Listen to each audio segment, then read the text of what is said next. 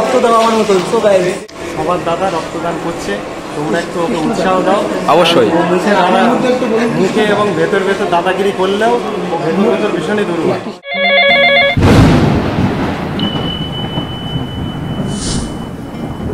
So guys, আজ আমরা সকাল সকাল কলেজে চলে এসেছি। আজ রক্তদান শিবির আছে এবং আমাদের একটা রক্তদান শিবির, সরি বল পরে কেটে নেব। আমরা স্বচ্ছ ভারত অভিযান নিয়ে একটা নাটক করছি। আপনারা ভিডিওটি সম্পূর্ণভাবে দেখতে থাকুন, স্কিপ না করে দেখবেন, তাহলে খুব মজা হবে। অনেক কিছু আছে। আর ভিডিও শেষে নিশ্চয়ই আপনাদের কাছে আশা করব লাইক, কমেন্ট অ্যান্ড শেয়ার। অবশ্যই। টাটা।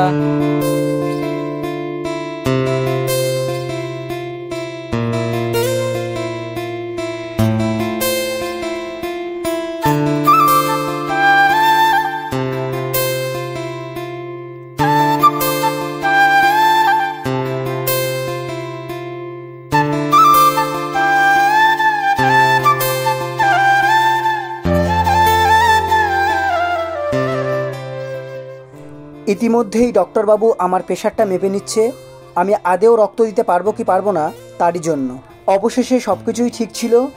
আজ যেহেতু ফার্স্ট টাইম রক্ত দিচ্ছি, আমার একটু ভয় ভয় করছিল মনের মধ্যে। সবার দাদা রক্তদান করছে, তোমরা একটু ওকে উৎসাহ দাও। অবশ্যই মুখে এবং ভেতর ভেতর দাদাগিরি করলেও ও ভেতর ভেতর ভীষণই দুর্বল। অবশেষে রক্ত দেওয়ার পর আমাদের টিফিনের জন্য এগুলিকে সাজানো হচ্ছিল। আর এই ভাইগুলি দুধ দেখলেই দুধের পর ঝাঁপিয়ে পড়ে খাওয়ার জন্য। অবশেষে এদের দুধ খাওয়ানোর পর আমরা চলে এলাম নাট্য মঞ্চে। মজা ভুলভাল নাটক করবো। Okay fine.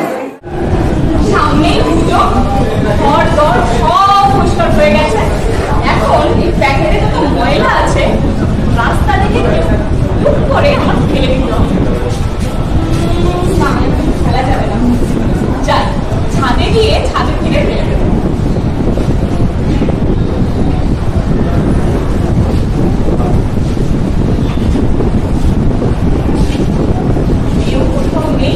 এই সুযোগে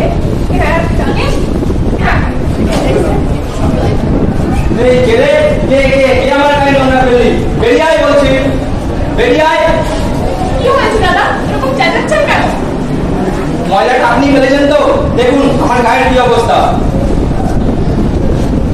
এরকম তো কিছু হয়নি। আমাদের পাড়ায় আমার বাড়ির সামনে দাঁড়িয়ে এরকম অসুবিধার মধ্যে চাইবার কি আছে? এই রাস্তা কি আপনার বাপের নাকি? এই কি বললে? হ্যাঁ, এটা আমাদের পাড়া, আমাদের গলি, আমাদের বাড়ির সামনে। আমি যেখানে খুশি ফেলবো, তাতে তোর কিনে তোর কিনে মানে কি ফালতু কথা বলার এখানে কি আছে? অসভ্য মহিলা। কি বললি? কি হচ্ছে? দাদা শুনুন, আরে দাদা বলবেন না, আসলে আমি ছাদে, মানে আমাদের ছাদে দাঁড়িয়েছিলাম। ছাদে দাঁড়িয়েছিলে? নিশ্চয় চিঠি পেয়েছি। চিঠি মানে কি? নিশ্চয় চোখ পেয়েছি। চোখও মারিনি। না ও চোখ মেরেছে, না ও চিঠি মেরেছে, না কিছু বলেছে। আসলে সামনেই পুজো তো, আমি ঘর সব পরিষ্কার করে একটা প্যাকেটে সেই ময়লাগুলো নিয়ে আমি রাস্তায় ফেলতে গেছিলাম, তো টুক করে ওনার গায়ে পড়ে গেছে। তার মানে এই প্যাকেটটা আপনি গায়ে ফেলেছে? আরে দাদা আমি তো এটাই বলতে যাচ্ছিলাম। আপনার কি নিশানা হয়? আপনি প্যাকেটটা গায়ে ফেলেছেন, সত্যি কিছু বলার নেই। আর দাদা আমাদের পাড়াতে সব এভাবেই নোংরা ফেলে। আপনাদের মহিলাদের না পুরস্কার পাওয়া উচিত, পুরস্কার। আপনারা যেখানে সেখানে নোংরা ফেলে দিচ্ছেন। আচ্ছা, আপনারা কি স্বচ্ছ ভারতের কথা শুনেছেন? জানেন না সরকার স্বচ্ছ ভারতের জন্য প্রচার করতে করতে গলা ভেঙে গেছে, আর আপনারা স্বচ্ছ ভারত শোনেননি? আপনারা যেখানে সেখানে নোংরা ফেলেছেন। ভুল হয়ে গেছে দাদা, ক্ষমা করে দেবেন। আর আপনিও আমাকে ক্ষমা করে দেবেন। ক্ষমা করতে পারি একটাই কারণে, কি যেখানে যে যে ময়লা ফেলতে হবে সেইখানে সেই ময়লাই ফেলতে হবে। সেটাই, আমরা নির্দিষ্ট ক্যারিব্যাগ ব্যবহার করব এবং আমরা এরপর থেকে নির্দিষ্ট জায়গায় নোংরাগুলো ফেলবো। মনে থাকবে তো? একদম একদম ঠিক কথা বলেছো। এসো এসো নাটক দেখো ভাই।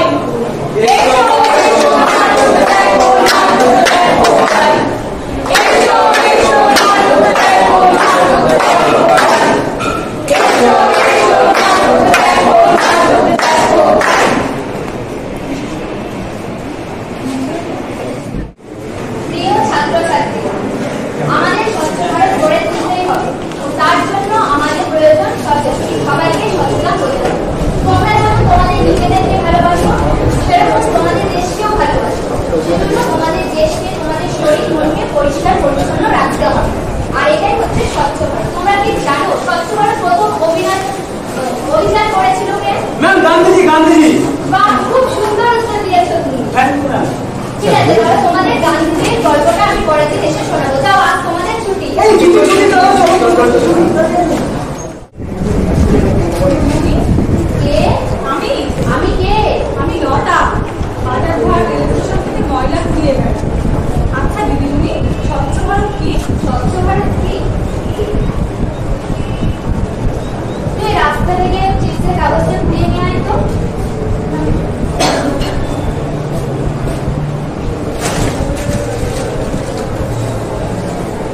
দেখ, জায়গাটা একটু সুন্দর পরিষ্কার লাগছে না? আমাদের এই চারিপাশের সব জিনিসগুলো যদি আমরা পরিষ্কার পরিচ্ছন্নতা করে রাখি, তাহলে কিন্তু এটা স্বচ্ছ স্বচ্ছ ভারত। তুমি কি জানো এই স্বচ্ছ ভারতের ব্যাপারে কিছু? না।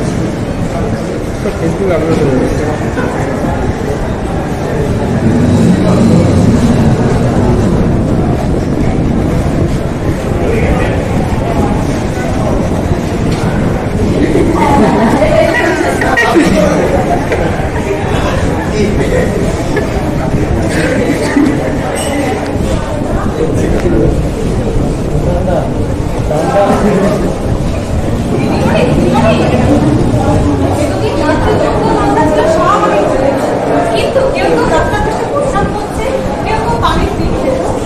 এগুলোতে রাস্তাটা খুব নোংরা হচ্ছে। এগুলো দেখে আমার খুব খারাপ লাগছে। এই নোংরায় লাগবে মেয়ে। তুমি এক কাজ করো, কাল সন্ধ্যায় তুমি রোজ আমার কাছে পড়তে আসো। আরে নাও, এটা তোমার কাছে